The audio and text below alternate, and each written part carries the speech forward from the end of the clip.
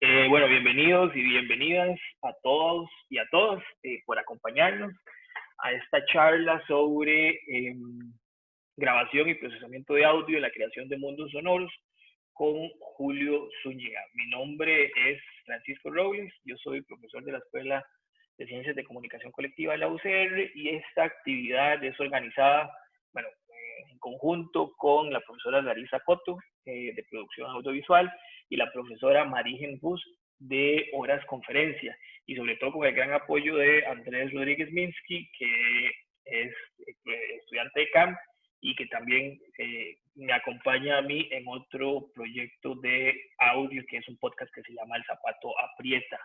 Como les decía al inicio, bienvenidos y bienvenidas. Estamos muy contentos de poder tener y contentas de poder tener aquí a Julio. Julio es costarricense en estos momentos, está de vuelta en Costa Rica, pero él desde septiembre del 2016 se encuentra cursando un doctorado en composición musical en la Universidad de Harvard en Estados Unidos. También tiene una maestría en composición musical con énfasis en música electroacústica por la Hochschule für Musik Karl Maria von Weber desde de Dresden, en Alemania. Y bueno, también tiene una licenciatura en la Universidad de McGill en Montreal, Canadá, y también estudió una licenciatura en en interpretación de guitarra clásica en la Universidad Nacional de Heredia. Como ven, bueno, Julio tiene un currículum bastante amplio, ha trabajado en diferentes universidades, ha trabajado en Costa Rica, en Canadá, en Alemania y ahora en los Estados Unidos. También es parte de diferentes grupos de composición musical y también desde enero de este año es docente y líder de la sección para el curso Music 150 Musical from Form and Analysis en la Universidad de Harvard en los Estados Unidos. De verdad que para nosotros como escuela, como académicos interesados en la producción audiovisual, en la música, en el sonido, estamos muy agradecidos de contar con la presencia de Julio hoy. Y la dinámica va a ser la siguiente. Bueno, Julio va a hacernos una presentación, más o menos unos 30 a 40 minutos. Y después la idea sería que ustedes compartan sus preguntas con Julio, ¿verdad? Es decir, lo importante sería, ojalá que ponga la cámara y después tenemos una sesión de preguntas y respuestas con Julio. De nuevo, por un lado, agradecerles a todos y todas ustedes que nos están acompañando, agradecerle a Larisa, a Marigen y a Andrés, y sobre todo también agradecerle a Julio que nos acompaña hoy y ojalá que la lluvia no nos corte el internet de manera radical. Entonces, bueno, Julio, lo más importante, bienvenido, muchas gracias y eh, el micrófono ahora es tuyo. Sí, muchas gracias, Frank. ¿Me oyen bien? Súper bien.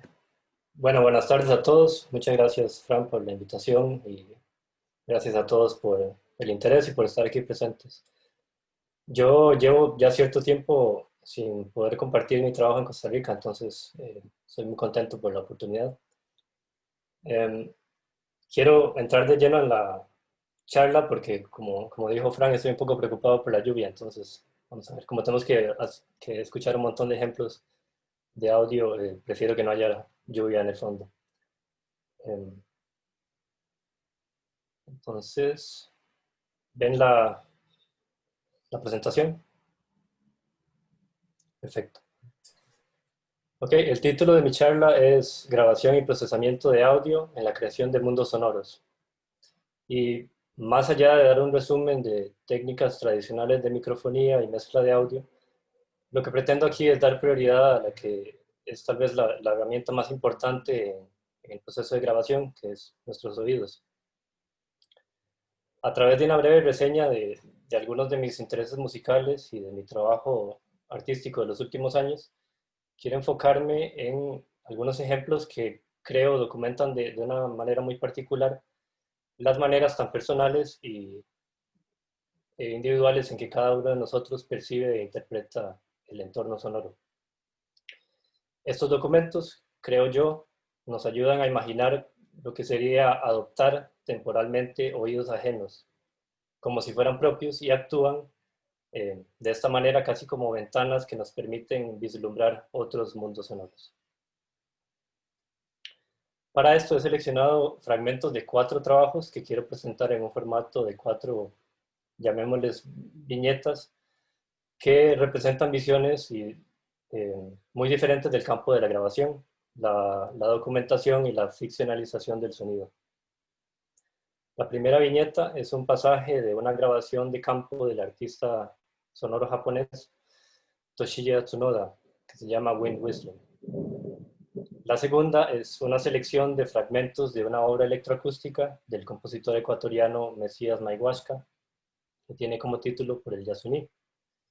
El tercer ejemplo está compuesto también de fragmentos, en este caso de una pieza acusmática del compositor estadounidense Steven Takasugi, Jargon of Nothingness. Y al final de la charla, a manera de una reflexión grupal conclusiva, digámoslo así, quiero compartir con ustedes parte de mi trabajo más reciente.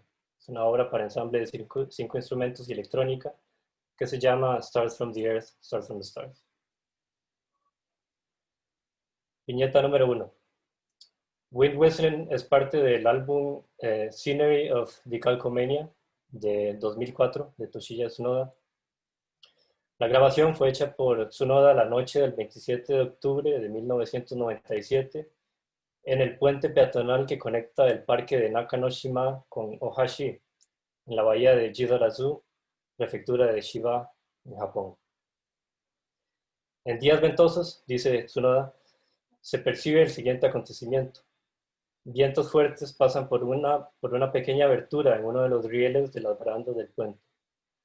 La diferencia en cada altura del sonido corresponde a la manera en que las diferencias en la velocidad del viento activan los armónicos del tubo de los rieles.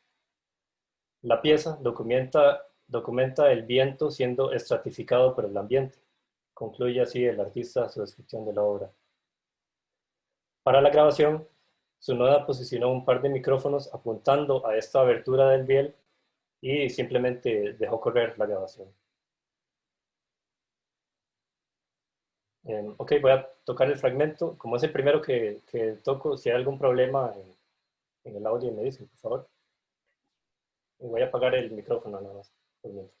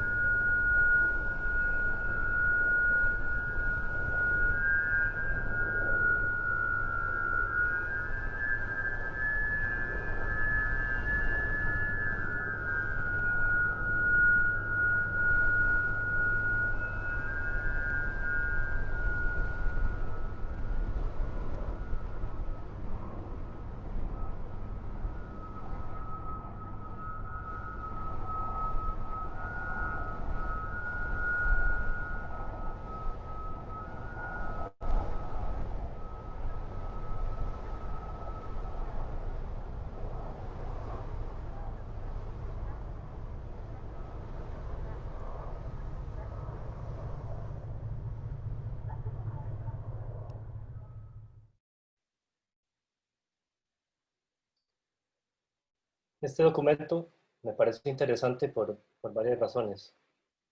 Primero, enfoca nuestra atención en sonidos que muy probablemente en el día a día podemos ignorar o pasamos por alto. Y segundo, el método de grabación no pretende excluir el contexto real en que habita el objeto sonoro. Con objeto sonoro me refiero a un objeto metafóricamente, o sea, me refiero al sonido del silbido a través de los rieles. Con eso, lo que quiero decir es que los rieles del puente no son extraídos para ser examinados en un ambiente estéril, a modo de animal disecado en un museo de historia natural, por ejemplo, que sería similar a lo que tradicionalmente podemos esperar de la incorporación de instrumentos locales o folclóricos en una orquesta sinfónica, o de impresiones o referencias sonoras que son traducidas a notación musical antes de ser interpretadas y transmitidas a la escucha. En el caso de Tsunoda, por lo tanto, una analogía más apropiada podría ser la de un camarógrafo o director de fotografía en cine que decide modificar el ángulo de la cámara, ya sea espontáneamente o con planificación previa, con el fin de cambiar la perspectiva de una escena para convertirla en una mirada personal. Por último, me gustaría también destacar que no hay tratamiento de la señal de audio que ustedes escucharon, aparte de simples ajustes de volumen, lo que hace que se conserve una visión documental. Con todo esto, Tsunoda nos invita a ponerle atención, o ponerle especial atención más bien, a la forma en que un objeto común produce sonido en el mundo real, mientras simultáneamente nos permite escuchar por unos minutos con sus oídos, los oídos del camarógrafo hipotético. Antes de pasar al siguiente ejemplo, quiero mostrarles, como a manera de introducción o para contextualizar un poco, un clip de menos de 30 segundos que tiene que ver con la obra.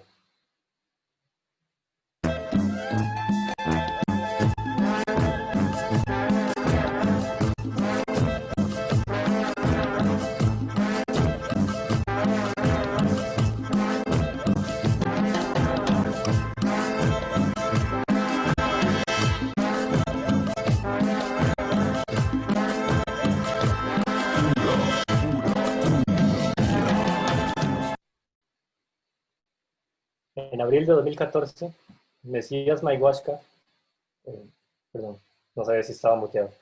En abril de 2014, Mesías Maihuasca era una persona más en las demostraciones que el compositor describe como una fiesta democrática.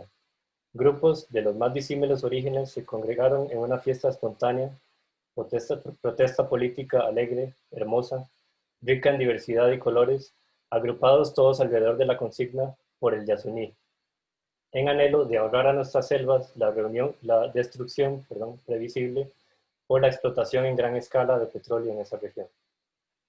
Tomaría, creo, demasiado tiempo entrar en este momento a discutir lo que motivó las protestas, pero si les interesa, pueden buscar información sobre el tema. Si buscan la iniciativa Yasuní ITT, como aparece aquí en la diapositiva. Especialmente la encrucijada en que se encontró esta iniciativa en 2013 y 2014. Por ahora, quiero decir solo lo siguiente. El Parque Nacional de Yasuní se encuentra en el límite este de Ecuador, en la Amazonía ecuatoriana. Es considerada una de las zonas de mayor biodiversidad del mundo, si no la más biodiversa del mundo. Pero además alberga alrededor de un 30% de las reservas de petróleo del país. En 2013, cuando el gobierno de Rafael Correa se dispuso a reconsiderar un acuerdo internacional que protegía la selva de la explotación petrolera, eh, perdón, un momento, la gente salió a las calles en protesta. Entre ellos estaba Mesías Maihuasca, armado solo con una grabadora portátil, que documentó los sonidos de estos grupos disímiles, como los llaman. Eventualmente, algunos de los sonidos capturados por este par extra de orejas, que iban casi a manera de diario, almacenando todos los sonidos que se encontraban, serían incorporados en una obra para violín y violonchelo, que el compositor titula Por el Yasuní, que es precisamente la obra en cuestión. En esta, los instrumentos acústicos actúan como manos que abren ventanas y permiten al escucha acceder, aunque sea en un rol de espectador y no de protagonista, a aquel espacio heterogéneo de la demostración. Antes de tocar el fragmento, unas palabras acerca de la parte técnica. El, el violín y el cello están ubicados junto a los parlantes A y B, que están todos en el escenario, como ven en el diagrama. Este diagrama lo incorporó el compositor a la partitura. Entre la entrada, o sea, los micrófonos, y la salida de audio, o sea, los parlantes, hay dos envelope followers o seguidores de envolvente, que son estos marcados en rojo, uno para la señal de cada instrumento. El compositor aquí los llama vocoders, pero en realidad son seguidores de envolvente. Ya voy a explicar, en un momento voy a explicar brevemente lo que quiero decir. La grabación de campo, o sea, la grabación de las demostraciones en Quito, se reproduce simultáneamente, pero es inaudible por sí sola. Esta es la parte que en el diagrama se llama Einspielband, que es esta en verde. Y lo que quiero decir es que se reproduce, pero a un volumen nulo. La señal de cada instrumento, además de ser amplificada directamente y enviada a los parlantes, adquiere un rol de control de este volumen. Quiero decir, la fuerza con la que cada instrumento llega a su respectivo micrófono controla las perillas virtualmente, claramente, me refiero a perillas virtuales, claramente, de volumen que afectan la señal que se dirige a cada parlante. Y es esto a lo que me refería con ventanas en la diapositiva anterior. Como paréntesis, entonces, un seguidor de envolvente lo que hace en este circuito es simplemente reinterpretar los cambios entre sonidos fuertes y suaves emitidos por los instrumentos y que llegan a los micrófonos y aplicar estos cambios al volumen de la grabación de las protestas. En su expresión más simple, un sonido fuerte y corto del violín, por ejemplo, va a hacer que se oiga parte de la grabación por un momento muy corto a un volumen alto por el parlante A, que es el que corresponde al violín. Entonces, bueno, con esta explicación voy a tocar el fragmento.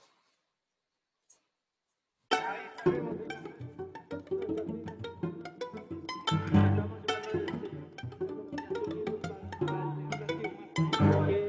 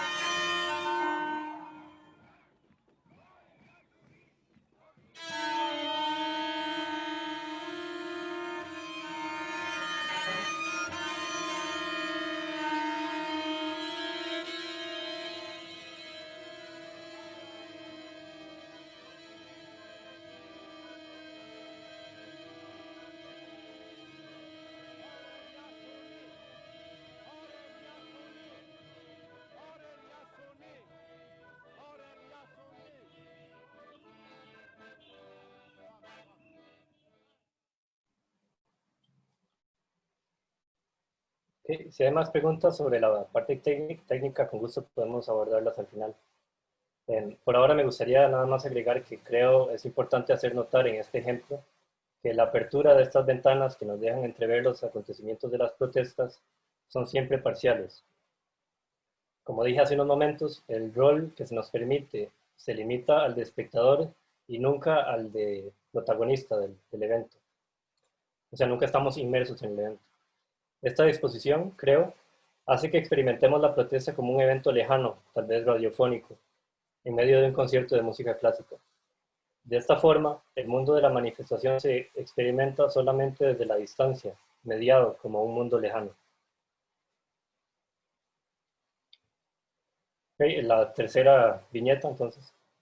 En 2013, Steven Takasugi terminó de componer la segunda parte de un ciclo de obras electroacústicas, todas bajo una premisa similar. A lo largo de varios años, el compositor coleccionaba samples de instrumentos acústicos que él mismo grababa en su apartamento. La lista de instrumentos, como pueden ver aquí, es extensa y en muchos casos consiste de objetos que en realidad asumen el rol de instrumentos musicales solo una vez que son grabados. Por ejemplo, papel, bolsas plásticas, agua, tijeras, arroz, etc. Los objetos, a los que se les extraía sonido por métodos poco convencionales, eran grabados obsesivamente desde múltiples ángulos y con múltiples micrófonos.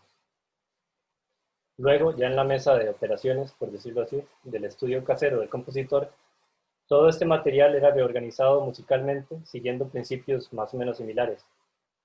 En todo momento de la obra, los objetos se harían presentes solo a manera de minúsculos fragmentos, siempre en una simultaneidad casi sobresaturada y sin tratamiento más allá de lo que el compositor describe como un hyper cut and paste, como un cortar y pegar enérgico, de material musical de instrumentos desmembrados a causa de tantos cortes.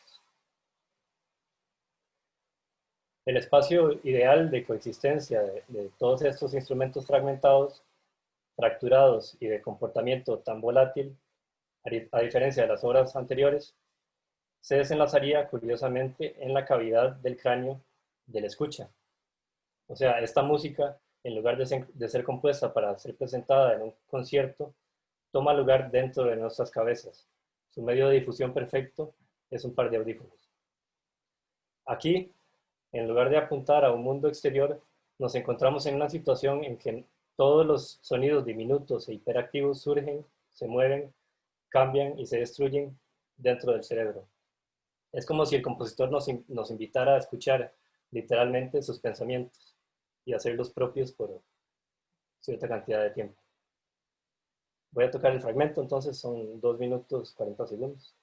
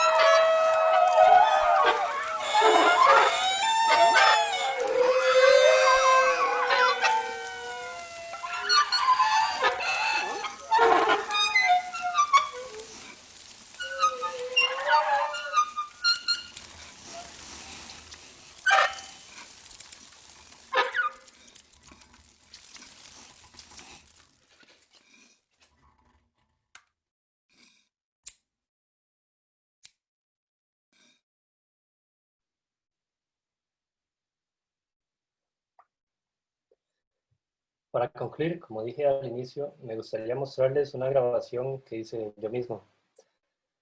Pero antes quiero explicar un poco el concepto detrás del proyecto. Hace tal vez unos 6 o 7 años, en una de mis visitas a Costa Rica para ver a la familia, acababa de llegar, creo, de Alemania.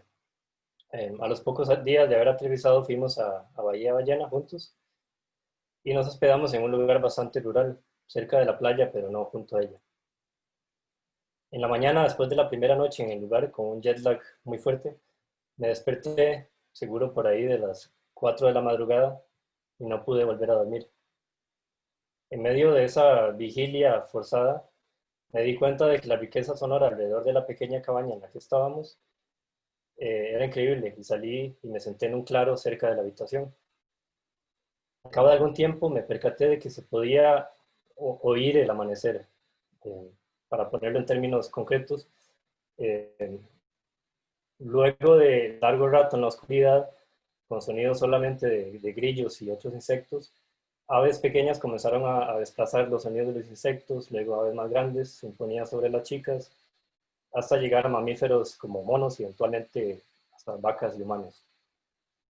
La anécdota termina ahí, pero yo me quedé con el clavo de poder documentar ese amanecer sonoro, digámoslo así, de alguna forma en algún momento.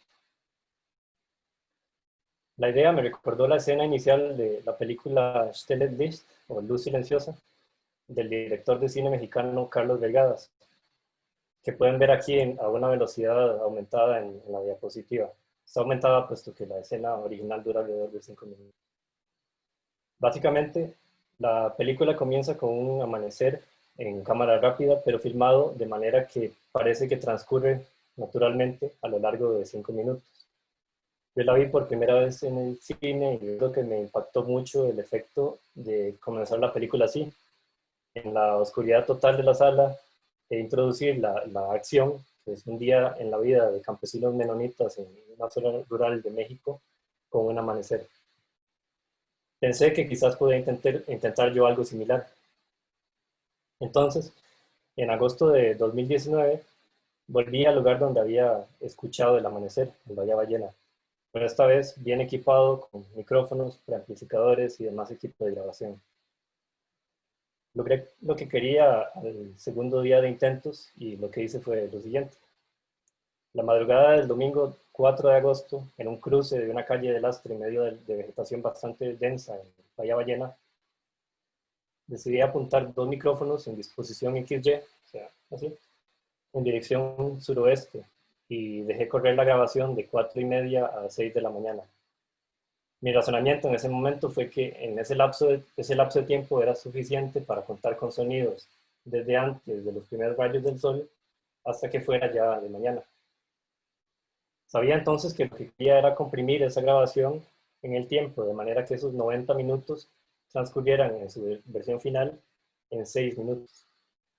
A diferencia de lo que hicieron Carlos Delgadas y el cinematógrafo Alexis Sabe en Luz Silenciosa, sin embargo, someter una grabación de audio a un simple time search no era una opción, evidentemente, puesto que eso resultaría en un sonido parecido al de adelantar un VHS a alta velocidad. Entonces lo que hice fue en el estudio de edición, ya con el archivo entero me dispuse a seleccionar partes de esos 90 minutos y a traslapar cada parte con la que la antecedía y le sucedía, usando siempre crossfades más o menos así como montañitas. Al final terminé con un archivo de 6 minutos de duración en que creo y espero se puede escuchar el amanecer ininterrumpidamente. El resultado de este proceso llegó a ocupar entonces la parte justo en medio de una obra para ensamble electrónica, que es la obra en cuestión, Stars from the Earth, Stars from the Stars. Para la ejecución de la pieza en concierto, la sala de conciertos debe estar completamente oscura. Los instrumentistas están tocando desde un cuarto aparte y son amplificados por micrófonos y distribuidos en la sala por parlantes. En otras palabras, la situación de escucha es en realidad acusmática y espero que esto contribuya al efecto de percibir por medio del sonido exclusivamente la luz del amanecer. Entonces, bueno, para concluir mi monólogo y antes de pasar a preguntas, me gustaría que escuchemos juntos estos 6 minutos, si les parece. Quiero proponer que hagamos la escucha con los ojos cerrados y pues como estamos en un medio eh, eh, remoto, si no se sienten cómodos cerrando los ojos con la cámara encendida, pues podemos apagar la cámara también por 6 minutos, es lo que yo voy a hacer. Y nos vemos dentro de 6 minutos para terminar. ¿Está bien?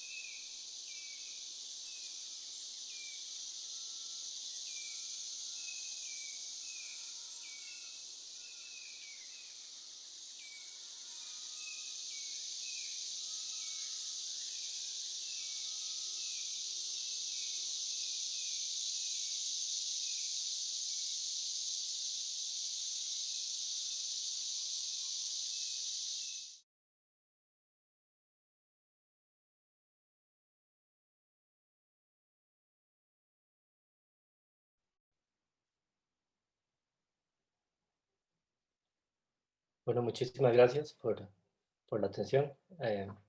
Aquí concluye mi parte de la presentación, pero me encantaría poder escuchar comentarios o responder cualquier pregunta que tengan.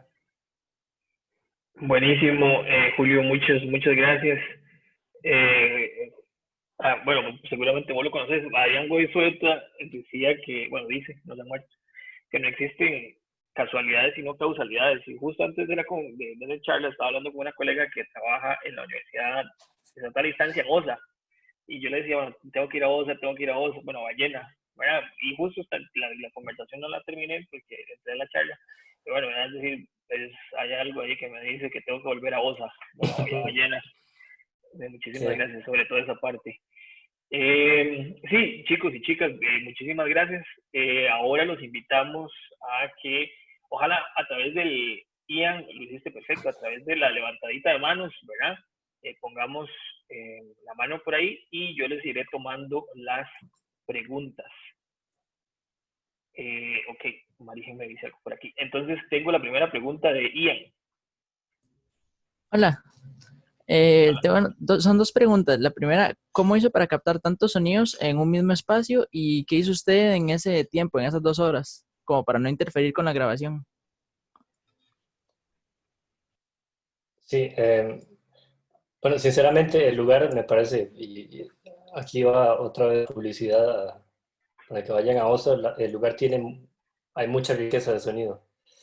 Yo simplemente lo que hice fue seleccionar una parte un poco más alejada del pueblo, donde pues había, digamos, una riqueza natural bastante envolvente, digámoslo así. Eh, lo que, a ver, el truco aquí es que la grabación en realidad duró hora y media, ¿no? Luego yo ya en el estudio fui cortando pedazos de esa grabación y los fui juntando el uno al otro, traslapando, como dije, usando crossfades. Entonces hay momentos de coincidencia entre ciertos sonidos y otros que son o que ocurrieron en el estudio, ¿verdad? Pero habiendo dicho esto, o sea, la cantidad de sonidos que había en el lugar era increíble. Y luego, qué sé yo, en la hora y media, yo parqué el carro como 50 metros, eh, a 50 metros del cruce, dejé los micrófonos ahí corriendo, me fui a sentar al carro a escuchar. Y sí, de esa manera no interferí con la grabación. Listo, muchas gracias. Sí, gracias. Gracias, bien. Más, menos preguntas, chicos y chicas. Ok, tengo a Andy. Andy, por favor. Sí, yo quiero saber específicamente en cuanto a equipo, tipo, con qué grabadora fue, qué micrófono utilizó, etcétera. Un poco para saber qué, digamos, yo creo que uno tiende a como a comparar mucho como, tal persona logró grabar esto con este equipo y tal cosa, y de pronto también si nos puede como alentar un poco a que no siempre es necesario estar haciendo esas comparaciones y que uno también, eh, quizá con equipo no así profesional 100% de cine o cosas así, puede conseguir buenos resultados. Bueno, en general, si nos quiere contar un poco sobre el equipo utilizado. Sí, de hecho, mi idea era sacar o tomar prestados unos Neumann 183, que son los Neumann pequeñitos, eh, que son Omni, para hacer la grabación de la universidad. Pero al final no me dio tiempo, no me acuerdo qué pasó. Entonces lo que hice fue que me fui. Yo tengo una grabadora Zoom H6 y no sé si las conocen. ¿Sí? Ok, la Zoom H6 uno puede sustituir las cápsulas. Entonces lo que hice fue conseguirme una cápsula, creo que tenía una XY y otra Shotgun. Eh, en realidad grabé con los dos porque eso sí, tomar prestado otra grabadora. Pero al final el sonido de la shotgun no lo utilicé porque yo lo que quería era un espacio estéreo, digamos, bastante amplio y con la shotgun era más como para enfocar. Entonces pues era equipo profesional, pero tampoco, no eran los Neumann 183, es lo que quiero decir. Sí, gracias. Ujú, Yo tenía una consulta. Mucho gusto, Julio. ujú. Mucho Es con gusto. respecto a tu proceso diario, digamos, como que nos hables un poco de si constantemente estás alerta como de sonidos o te gusta como estar percibiendo estímulos, digamos, sonoros, o si por el contrario, más bien vos tenés como, no sé, en algún lugar recopilás como sonidos o algo que te llamó la atención y lo tenés ahí guardado y después vas a revisarlo y posiblemente lo retomas, no sé. Yo creo que son ambas. A ver, sinceramente, y tal vez por eso también había tantas referencias al cine en la presentación. En el día a día yo creo que yo tomo ideas más que todo de cine, pero mi relación con el cine es simplemente de espectador, o sea, no sé nada de cine. Pero sí pasa como con esta película de Vegadas, por ejemplo. Eh, en algún momento pensé hacer la analogía también cuando presenté el ejemplo sobre Tsunoda, pero me pareció un poquito fuera de tema. No sé si conocen, hay un director de cine, o era un director de cine japonés, Yasujiro Ozu, que hizo muchas películas acerca de la familia japonesa. Eh, Esto fue en los 50, 60. Y una de las técnicas más emblemáticas de él era eh, posicionar la cámara a la altura de los ojos del padre de familia, del padre de la familia japonesa, mientras están hincados comiendo o hablando o lo que sea en la sala. Entonces es una parte que me parece muy, una cosa que me parece muy bella en cuanto a enfoque, ¿no? O sea, estás viendo la película y me parece que esa perspectiva está muy presente, pero también está muy relacionada con el tema, digamos, general de, de su cine. Y entonces me pareció curioso también que con su noda pasaba algo parecido. En ese caso era más enfocar en donde estaba el riel haciendo el silbido, pero era así. Entonces, en el día a día yo creo que pues sí estoy bastante atento a sonidos, a lo que pasa a mi alrededor, pero también mucha de la inspiración viene de cine o de literatura, etcétera. Entonces, pasa parecido a eso que presenté con la última pieza, que era una idea que tuve, digamos, por eso de poner atención al entorno, pero como que la engaveté por un par de años porque no había vuelto al lugar, no tenía el equipo, no tenía, digamos, una idea clara de cómo la iba a incorporar en un trabajo mío. Pero cuando se presentó la oportunidad todavía lo tenía presente y ya, o sea, de hecho me sirvió porque tuve mucho tiempo para planificar, digamos. Muchas Gracias, gracias. Mario. ¿Más preguntas, chicos o chicas? Pueden levantar la mano. Linda, Mauro, gracias. Adelante. Eh, yo lo que quería preguntar, bueno, chicos, primero nada, Sí, lo mucho que gusto. quería preguntar era como, digamos, a la hora de hacer un sonido o, bueno, trabajar en un proyecto nuevo, como, ¿cuál es el proceso como para elegir todo lo que va a incluir en el resultado final?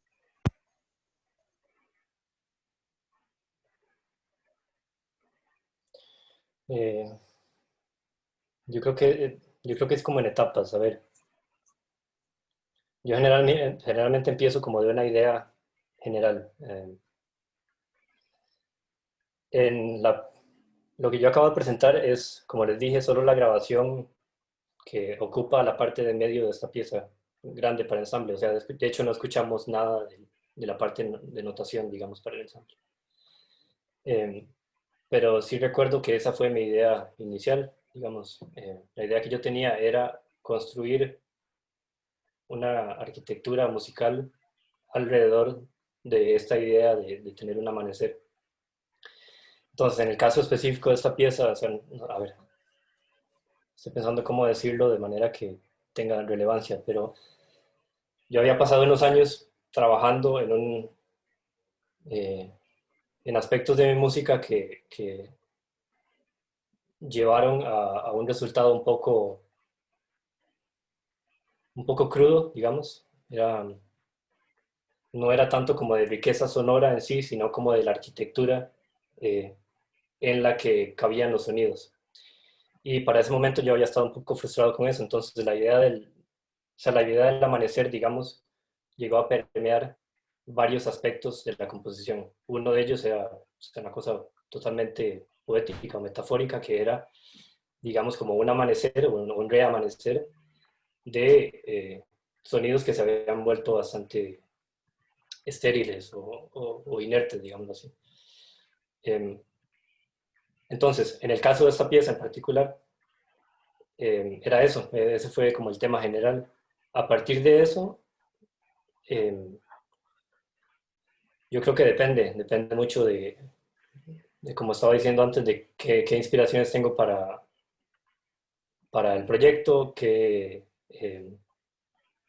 impulsos llegan también del entorno. Y una vez que me siento a escribir, obviamente también cómo va reaccionando el material musical. O sea, también saber responder a lo que va queriendo hacer la música. No sé si tiene sentido.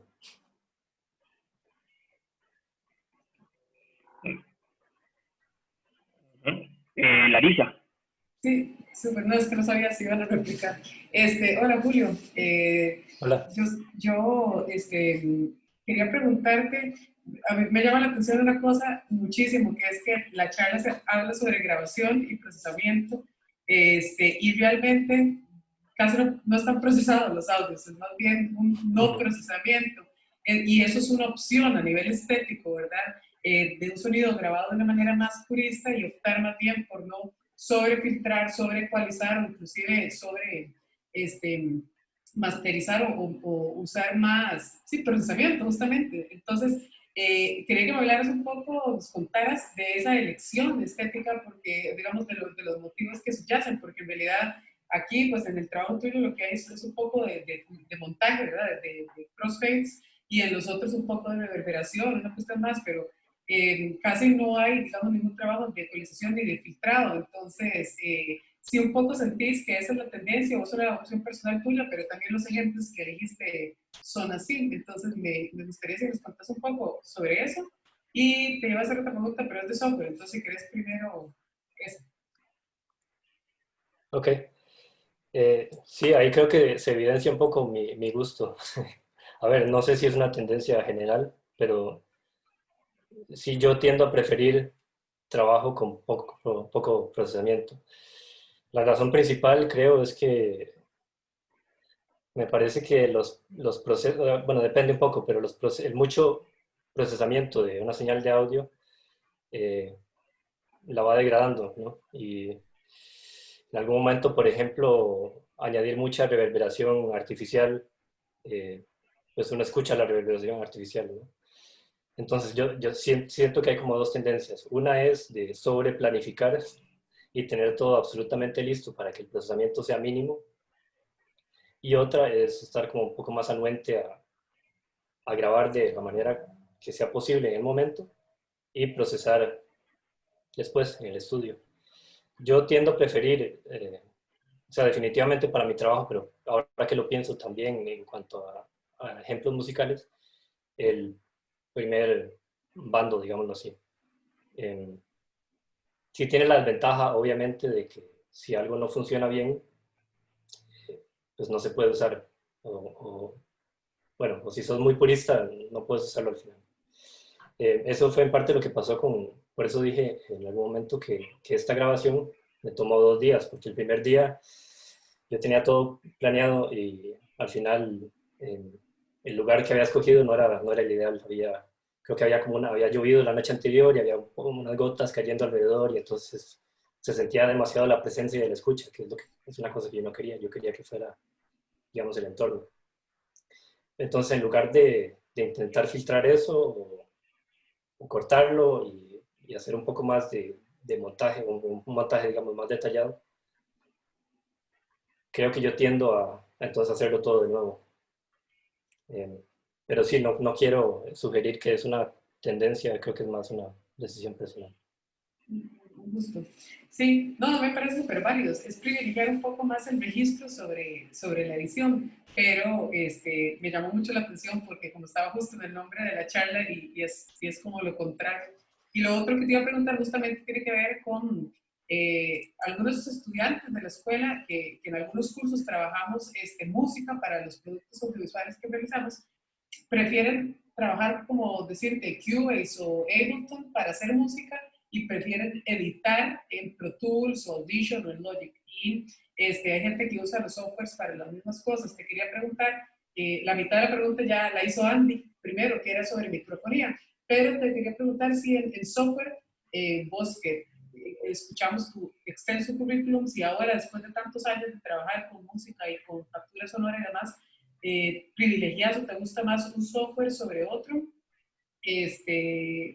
no sé, sí, si te gusta más, no sé si sos más de Pro Tools o algo, y si hay una razón de mera comodidad o si simplemente has encontrado una diferencia sustancial que te haga preferir ese software sobre los otros. Sí, es básicamente comodidad. Yo uso Mac, entonces uso Logic. Y en el estudio uso Reaper sobre todo, pero es una cuestión simplemente de comodidad porque es gratis. Entonces, me parece que es más fácil compartir, bueno, compartir archivos, etcétera, en Reaper. La curva de aprendizaje es un poquito más alta, o sea, siento que para que Reaper reaccione de la manera que uno quiere que reaccione, se necesita un poco más de tiempo con el programa que, por ejemplo, con Pro Tools. Pero para mí es una cuestión de comodidad. Otra parte es que, eh, bueno, a pesar de, digamos, el enfoque de la charla, mucho del software que yo uso no es de edición de audio, sino que es más, no sé si conocen Maxim SP, o sea, es más software, digamos, de programación o un nivel un poquito más alto de programación, pero es para, sobre todo, coordinación de instrumentos en vivo y electrónica. Entonces yo uso, o sea, el programa de audio con el que más tiempo paso es Maxim SP probablemente y no alguno de edición. Perfecto. Creo que también, o sea, la primera pregunta también justifica un poco la segunda, o sea, el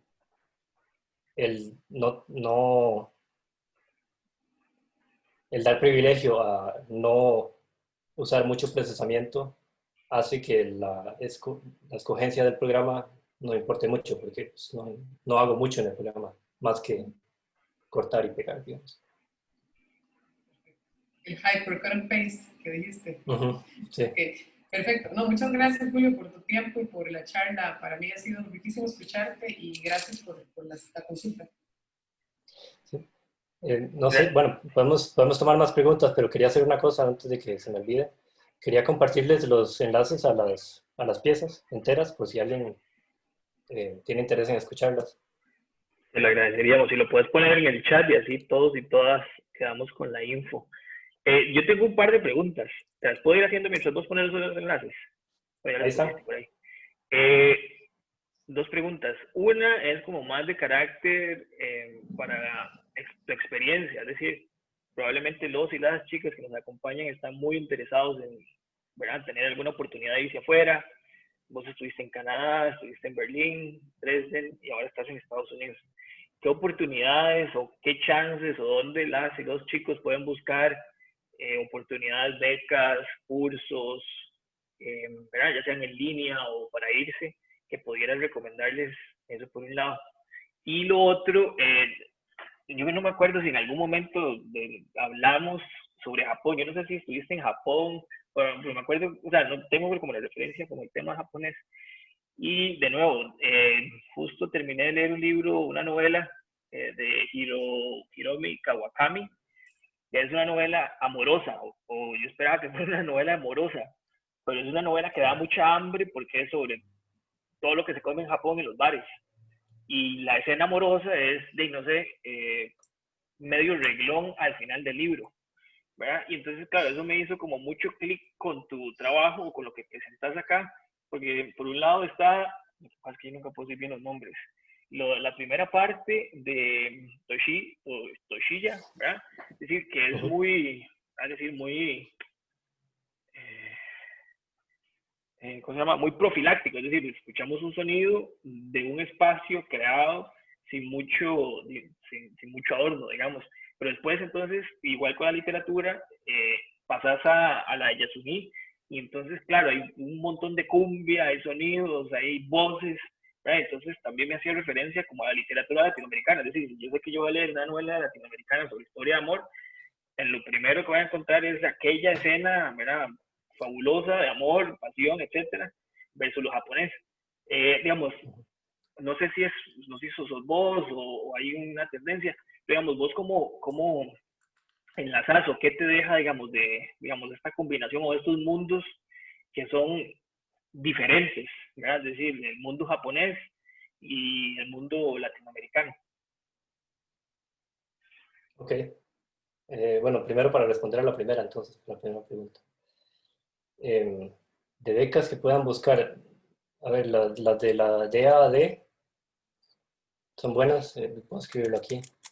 Becas de la DAAD para irse a Alemania. Generalmente son becas de maestría y no sé, a ver qué áreas de estudios tienen los estudiantes, porque por ejemplo hay becas para arte, pero según entiendo dan 1 o 2 becas de arte por año para toda Centroamérica, entonces son bastante pocas. Una cosa que a ver, tal vez para que la gente no cometa los mismos, bueno, para que tenga un poco más de facilidad, ya que yo también pasé por muchos lugares diferentes. En Estados Unidos hay muchos programas de doctorado que son totalmente financiados. O sea, el programa en el que yo estoy, por ejemplo, no solo incluye matrícula, pero hay también un salario. Yo cuando estaba aquí, bueno, es que música es un poquito diferente, pero yo cuando estaba aquí sí tenía, digamos, la necesidad de estudiar fuera casi urgentemente. Entonces, eso no me pareció una opción, o sea, no me pareció una opción, digamos, terminar mi licenciatura con tiempo, aplicar a un doctorado eventualmente. Pero creo que si alguien tiene la opción de hacerlo, hay muchas oportunidades en Estados Unidos. Por lo menos en materia de dinero, las becas están incluidas en la oferta de la universidad.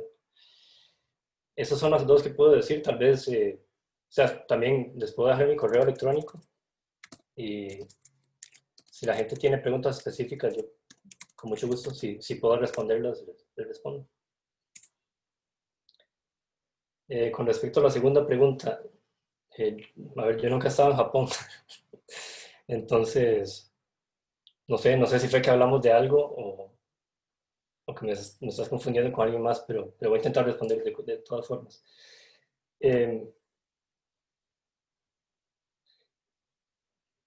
Mi impulso inicial es intentar responderte de manera que el último ejemplo que les puse, la parte mía, como que tal vez se intenta conectar ambos mundos, aunque esto lo estoy diciendo ahora, o sea, no lo planifiqué así.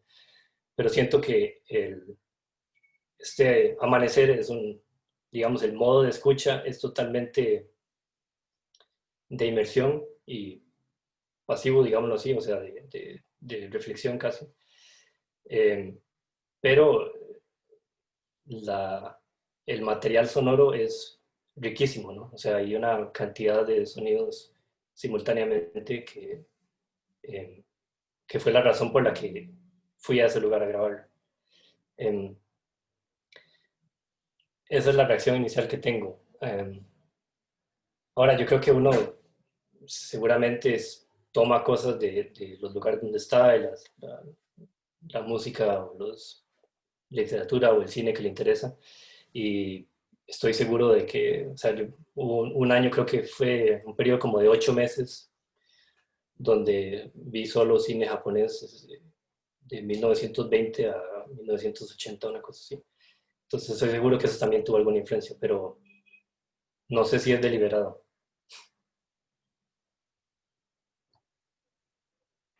Súper, gracias. Tal vez una última pregunta. A ver si alguien, es que creo que tenía alguien levantó la mano, no sé si Sí, Eduardo Eduardo. Solórzano, creo. Eduardo. Sí, yo la adelanto. Gracias, Eduardo. Mi pregunta era si, bueno, para este tipo como de maestrías que son sobre cosas como específicas de composición musical y así, em, digamos, para entrar es un requisito así como obligatorio tener algún título en algo relacionado con música o no sé si hacen como algún tipo de prueba que uno pueda, no sé, como algún tipo de prueba de habilidades o de teoría o de, no sé. Sí, puedo preguntarle que, o sea, usted es músico, ¿no? O sea, yo soy músico, pero sí yo no tengo ningún título, digamos, en composición ni nada, ni ningún Ok, título relacionado con música. pero tiene formación musical. Tengo formación musical. Eh, Me imagino que depende del programa, pero la mayoría de programas creo que dan prioridad al portafolio, por ejemplo, en composición. Ujú. Yo creo que lo que tiene más peso es simplemente el portafolio de obras. Ah, ok. Eh, a ver, el doctorado es donde yo estoy y hay muchos que son parecidos. Uno entra directamente al doctorado, pero parte del componente del doctorado es una maestría. Ujú. Entonces yo tuve que hacer ya yo tenía esta maestría de Alemania, pero o sea, obligatoriamente tengo que pasar 2 años de cursos. Eh, entonces, en teoría puedes entrar a ese doctorado inmediatamente después de una licenciatura. Y por lo menos para el programa donde yo estoy, no es necesario tener una licenciatura en música, creo. Eh, Simplemente, pues, quien sea el jurado va a estar interesado en tus obras y Ujú. hay una entrevista, hay que hacer algunos requisitos un poco más que son como formalidades. Ujú. Pero que yo sepa, para maestrías y doctorados no hay que presentar un título en música. Ok, ok, ok. Está bien. Gracias. Ujú. ¿Alguna otra pregunta, chicos y chicas? Si no, agradecerle a Julio y a ustedes. Bueno, agradecerle a Larisa Coto el apoyo, además agradecerle a Andy Rodríguez, que fue la persona que ideó la charla, que estuvo muy interesado en hacerla, que nos ayudó a ustedes a llegarle los correos, también a María Bus de la Escuela de Ciencias de Comunicación, ¿verdad? Ahora es conferencia. Y sobre todo a vos, Julio, gracias por acompañarnos, por compartir. Yo creo que los chicos y nosotros quedamos todos con muchos nuevos aprendizajes y ahora más preguntas. Y bueno, ahora también incorporar en tu trabajo la lluvia. No me dejas decir que es un súper sonido que mientras estaba con lo de Osa sonaban los truenos y yo decía, bueno, pasa también. Así que era Sí, muchísimas estaba haciendo un gracias. montón de grabaciones. A ver, sí, sí, no tenemos que ir a Osa. Ujú. Y de verdad, muchas gracias a todos y todas que nos acompañaron.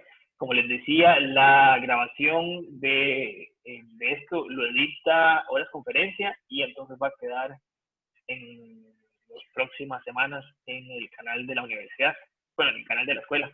De nuevo, a todos y todas, muchas gracias por habernos acompañado y sobre todo vos, Julio, y quedamos en contacto. Ah, Gracias. bueno, vos les pusiste ahí tu página, ¿verdad? La tenés por ahí. Mm, Ah, Bueno, bueno, aquí está. es parte de la última, sí. El último link que Ah, les pasé. si están interesados, Sí. pueden seguir un poco más el trabajo Julio, de juliozuniga.info.